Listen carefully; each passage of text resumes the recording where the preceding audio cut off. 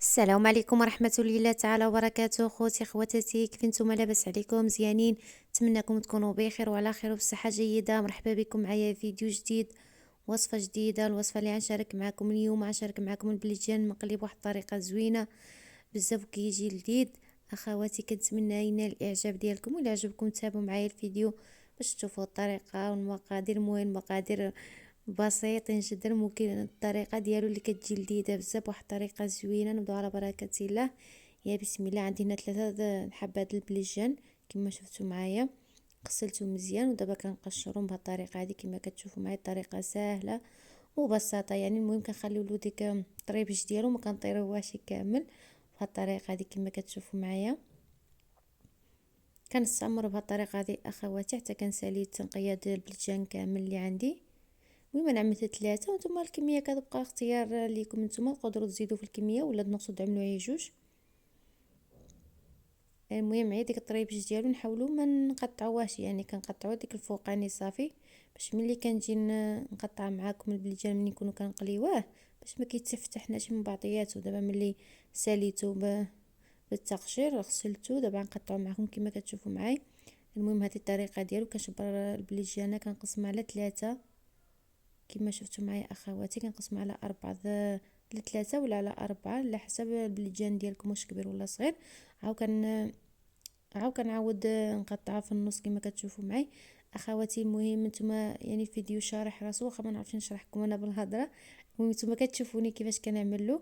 يعني كل بليجانه كنقسمها على 3، عاو كنقسمها على 4 كما كتشوفوا معايا. دابا باش نقسمها في النص، يعني كل وحده كنخرج منها جوج للنواص. يعني كل بليجانه كنقسمها على جوج بهذه الطريقه هذه، وكنستمر حتى كنسالي ديك البليجان اللي عندي كامل بهذه الطريقه هذه اخواتي. المهم طريقه سهله ومبسطه. المهم غير ما توصلوش الموس حتى الراس ديالو باش ما كيتفتحكمش ملي ما كيتفتحش كامل كما كتشوفوا معايا اخواتي. المهم كنتمنى يكون يعني واخا ما يوصل لي شي الشرح، يعني ما يوصلكم شي شرح ديالي. المهم الطريقه نتوما كتشوفوها في الفيديو. كنستمر بهذه الطريقه هذه حتى كنساليه كامل وغنرجع معكم.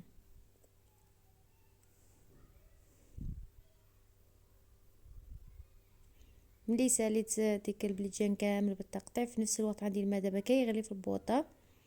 خاصو الماء يكون غاليا اخواتي. غنزيد باقا نسلقوا واحد نص سلقه كما شفتوا معايا. ملي طاب الماء ديالي مزيان كنزيد عليه واحد المعلقه صغيره ديال الملح، وكنعمل ديك البليجان ديالي كامل كيتسلق، وكنغطيه وكنخليه تقريبا ما كنسلقوهش بزاف، غير واحد 6 دقائق 5 دقائق. ما يعني ما نفوتوش 10 دقائق، ما نفوتوهاش اخواتي، على حسب نتوما البوطه ديالكم واش عاليه ولا محنيه. المهم كنغطيوها كنخليه كيدخلوا الطياب. كنزولو كنعملو يستقطر في واحد الشبيكه ولا المهم يتقطر من ديك الماء اللي فيه كامل كما شفتوا معايا اخواتي. ملي وجد البليجان كما قلت لكم، يعني المهم ما نسلقوهاش بزاف باش ما كيتفرتتش معكم. المهم كيدخلوا الطياب نعملو في هاد الصفايه باش نصفيه من الماء مزيان بهاد الطريقه هذه. كنزولو يعني دابا ان شاء الله كازات واقيلا شي 6 دقائق ولا 8 دقائق. المهم كما قلت لكم هي ما تسلقوهاش بزاف وصافي باش ما كيتفرتتش معكم. دابا هنا غنعمل ديك المكونات اللي باش نقلي فيه البليجان. عندي تما ديك الطبيصل، عندي فيه يعني لا شابلو او الخبز محمر المطحونه. المهم كنزيد عليها 2 معالق الطحين، واحد نص معلقه صغيره د الابزار، نص معلقه صغيره د التحميره، وعندي 2 البيضات غنعملهم في ديك الاناء. وغنزيد عليهم واحد المعلقه صغيره د الملح، واحد نص معلقه صغيره د الابزار. المهم هذه الطريقه سهله اخواتي. كما شفتوا معايا نطرب ديك البيضات مزيان. ضروري اخواتي نعملوا ديك لا شابلو، ونزيدوا مع ديك 2 معالق الدقيق د الطحين العادي باش كيجينا بليجان مقرمل، وفي نفس الوقت ما كيجيناش يشرب الزيت. كنتمنى اخواتي نال اعجابكم الطريقه هذه. انا جربتها وبليجان كيجي زوين بزاف وكيجي لذيذ.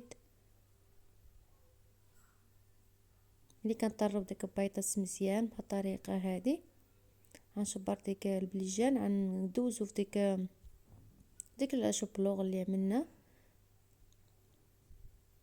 بهذه الطريقه هذه اخواتي. كنفتحوا ديك شرائح البليجان كامل وكندخلوا ديك لا شابلوغ مع ديك المكونات كاملين في ديك البليجان اخواتي، كنغلفوه كامل بديك الطحين بهذه الطريقه هذه.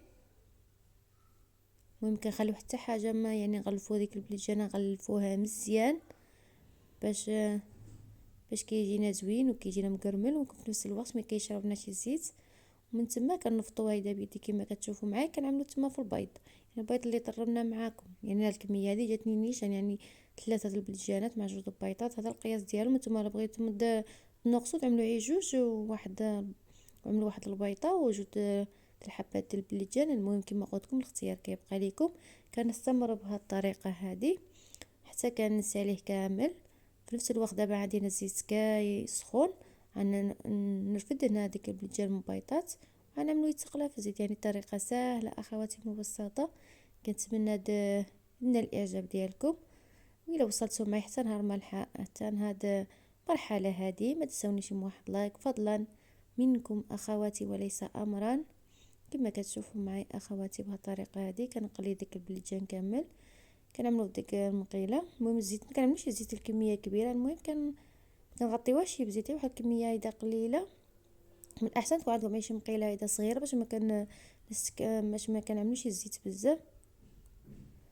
وكنعملو كنغطيه وكنخليه حتى كيتحمر.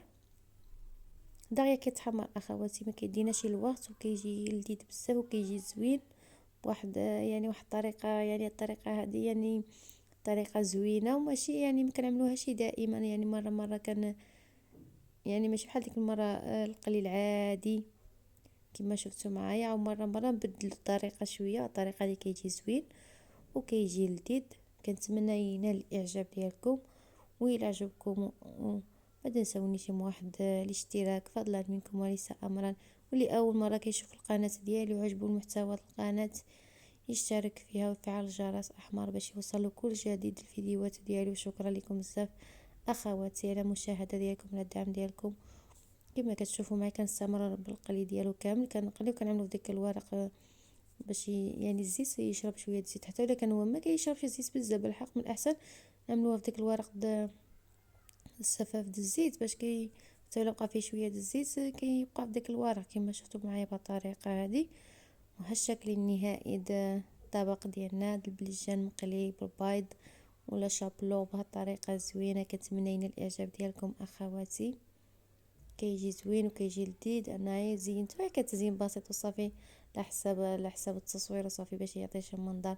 هو المهم المنظر، هو المذاق هو الاهم. كما شفتوا معايا عملت هذه شرائح الليمون اللي كيبغي ياكلوا بالليمون. وديك الربيع كتزيين بسيط. انا نقسم معكم واحده باش تشوفوها من الداخل كيفاش كيجي فتي وكيجي لذيذ. وكنتمنى ينال الاعجاب ديالكم. يلا بسلام عليكم اخواتي.